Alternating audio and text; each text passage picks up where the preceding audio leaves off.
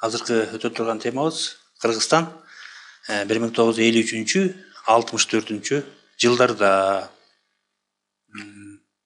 Кыргызстандын тарыхында бүткүл өлкө сыяктуу эле 50 жылдар өзгөчө орунду ээлейт да. 1953 жылы март айында, баарыбызга белгилүү, мартта 3 мартта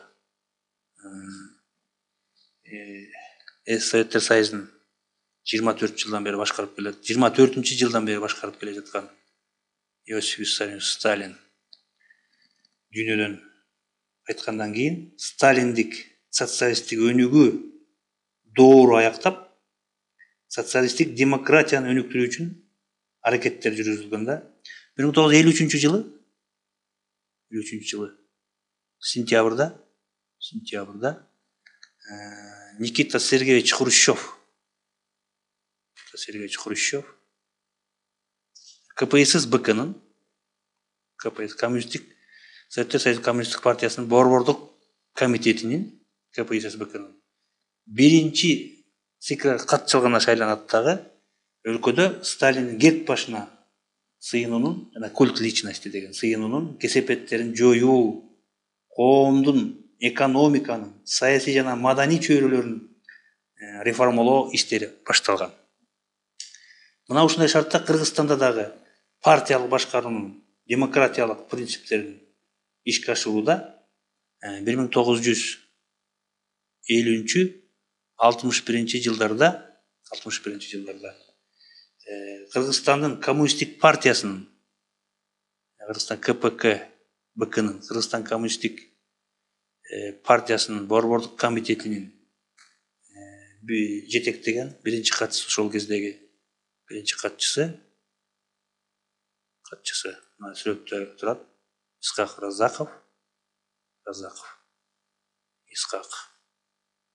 Разаков союздук директиваларга таянып, Кыргызстандын өз алдынчалыгын өнүктүрүү, экономикалык жана саясий чөйрөдөгү укуктарын кеңейиш үчүн көп иштерди аткарганда, натыйжада республиканын аймагында 225 өнөр жай ишканалары, булар завод, фабрикалар, майда өнөр жай ишканалары,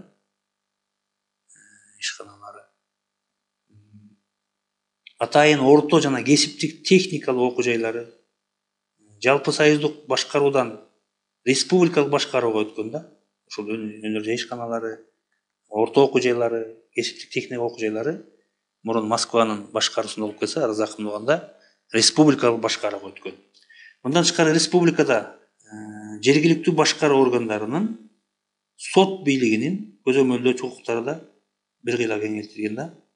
50-жылдарда жүргүзүлгөн реформалардын натыйжасында башкаруунун борбордоштуруу жана демократиялаштыруу принциптерин биргелештирүү аракеттери жасалып, кайра куруулардын натыйжасында жана реформалардын натыйжасында борбордук бийлик начарлабастан бир аз ийкемдүү болуп калган да. Социалдык, экономикалык жана маданий чөйрөнү башкарууда союздук республикалардын укуктары бир кыйла кеңейтилген. Дагы эле баса белгилеп кетейин, эстерде ошол убакта 15 союздук республика болгон. Мына ушул 50-жылдардагы реформалардын натыйжасында Хрущевдун убагында булар республикага бир топ өз алдынча укуктар бериле баштаган да. 1959 жылы КПСС БКнын, Советтер Союзу коммунисттик партиясынын борбордук комитетинин пленумунда Кыргызстандын, Өзбекстандын, Казакстандын жана Латвиянын жетекчиликтери өз укуктарынан одоно пайдалангандыктары, жалпы мамлекеттик кызыкчылыктарга келтирген залалдары, жердешчиликтери үчүн катуу сынга алынып айыпталышкан. Себеби деген, мына мен жазып берейин, 1961 жылы май айында Исхак Разаков менен ошол убакта Кыргыз СССР министрлер советинин төрагасы, азыркыча премьер-министр деп айтсак болот, Казы Дыйканбаев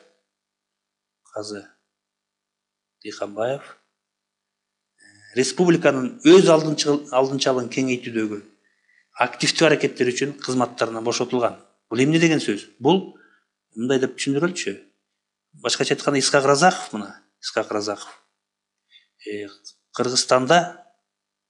Кыргызстанда кыргыз тилиндеги бала бакчаларды ачкан, кыргыз тилиндеги мектептерди ачкан, кыргыз тилин өнүктүрүүгө чоң салым кошкон.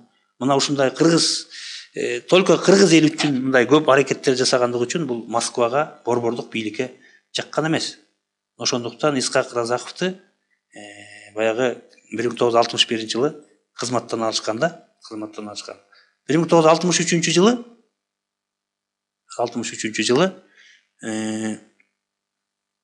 Орто Азиянын эл чарба совети түзүлөт. Орто Азиянын эл чарба совети түзүлөт.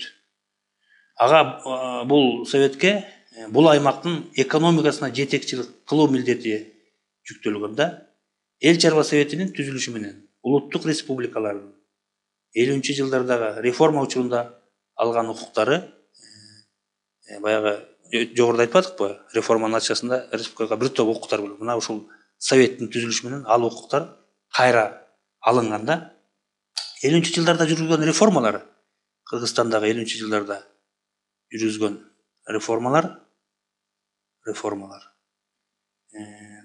Кыргызстандын экономикасына оң таасирин тийгизген. 1951-55-жылдардагы республиканын эл чарбасын өнүктүрүүгө борбордон 4 миллиарддан ашык сом, анын ичинен өнөр жайына 2,5 миллиард сом капиталдык салымдар жумшалганда, 5-жылдыкта Кыргызстандын оор өнөр жайында тоо кен, металл иштетүүчү, энергетика өндүрүү, жеңил жана тамак аш өнөр жайын өнүктүрүү милдеттер коюлуп, натыйжада 48 жаңы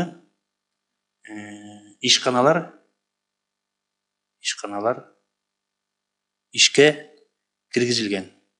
Ишканалар иштеген. Ошол 5-жылдыкта. Бул ошол 50-жылдардагы жүргүзгөн реформалардын натыйжасы. Ал эми 6-5-жылдыкта 1956-60 жылдарда план боюнча Кыргызстанда 6-5-жылдыкта план боюнча Кыргызстанда ири өнөр жай ишканаларын куруу пландалганда, бул боюнча республиканын эл чарбасына 7 миллиарддан ашык сом жумшалып, республиканын өнөр жайына жаңы курулушуна жетекчиликти жакшыртуу үчүн 1957-жылында Кыргыз ССРнын эл чарба совети түзүлгөн. Өлкөнүн, анын ичинде Кыргызстандын айыл чарбасынын өнүгүшүнө Коммунисттик партиянын борбордук комитетинин сентябрь пленуму зор роль ойноп, анын чечимдерине ылайык айыл чарба продукцияларын мамлекеттик сатып алуу баасы жогорулатылып, колхоздор менен совхоздор карыздарынан бошотулган жана айыл чарба салыгынын өлчөмү азайтылганда, бул жанагы айыл чарбасында иштеген дыйкандар үчүн өтө пайдалуу болгон. Мындан тышкары колхозчулардын өздүк көмөкчү чарбаларын чектөө, андан алынган продукциялар мамлекетке милдеттүү түрдө төктүрүү эрежелери алынып ташталганда, колхозчулар өз продукцияларын базарда эркин сатуу мүмкүнчүлүгүнө ээ болушкан. Мына бул Хрущевдун убагындагы реформа.